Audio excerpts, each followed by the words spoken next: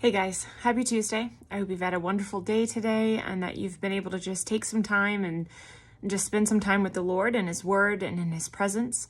The daily reading today was 1 Samuel chapters 7 through 8. I want to just briefly go over chapter 8.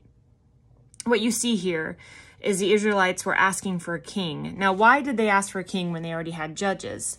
I think ultimately they wanted to be like the other nations. And rather than trusting God and providing for their needs and for guiding them, they wanted something else. They wanted a king, someone they could physically see to do that for them. I think this can be a reminder for us to examine our own hearts and our own motivations. You know, are we seeking God's will and trusting Him and His timing, trusting Him to provide for us, or are we asking for things out of a lack of trust? Do we really trust Him and His plan for our lives? And those are things that we should evaluate, we should contemplate on. And this story really does challenge us to examine our hearts and ensure that our trust is firmly rooted in God and Him alone. So there are 3 points here. I think the first one you can see is that we need to trust in God's sovereignty. Instead of seeking worldly desires out of fear or insecurity, we should be calling on God and trusting in His perfect plan for us. Proverbs 3, verses 5 through 6. It says, "Trust in the Lord with all your heart and do not lean on your own understanding. In all of your ways acknowledge Him and He will make your paths straight." We've actually been teaching our kids that Bible verse, and it's something that we should think on daily and reflect on daily. The second point is to always seek God's will. Instead of asking for things out of selfish ambition, we should seek God's will and trust in His timing and His provision. James chapter 4, verses 3 through 4, it says, "You ask and you do not receive, because you ask wrongly, to spend it on your passions. You adulterous people, do you not know that friendship with the world is enmity with God? Therefore, whoever wishes to be a friend of the world makes himself an enemy of God."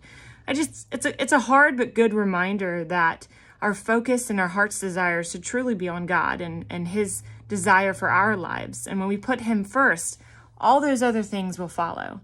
And we can trust Him to know what's best for us. You know, He knows things that we do not know. He knows situations, He knows people, He knows the heart of people, He knows the characteristics of people.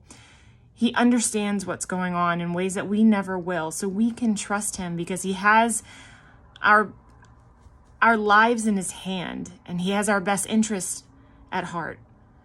And the third point I want to go over is we should always put God first.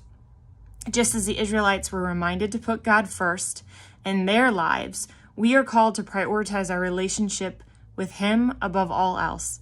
In Matthew chapter 22, verses 37 through 38, it says, "And He said to them, 'You shall love the Lord your God with all of your heart, with all of your soul, and with all of your mind. This is the great and first commandment.'" And that's what I want us to really think on tonight as we end this. Are you putting Him first? Is He the one that you love with all of your heart, mind, body, soul, with everything in you? Because if you truly love Him, you want to honor Him, you want to please Him, you want to put Him first.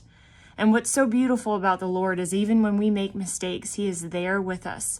He is there. We can cry out to Him and He's there to pick us back up. His grace has no limits. His mercy is endless. And He loves us so much. The least we could do is dedicate our lives to Him and put Him first above all things. I love you guys. I hope you have a good day. I hope this encourages you. And I hope you can continue to put Him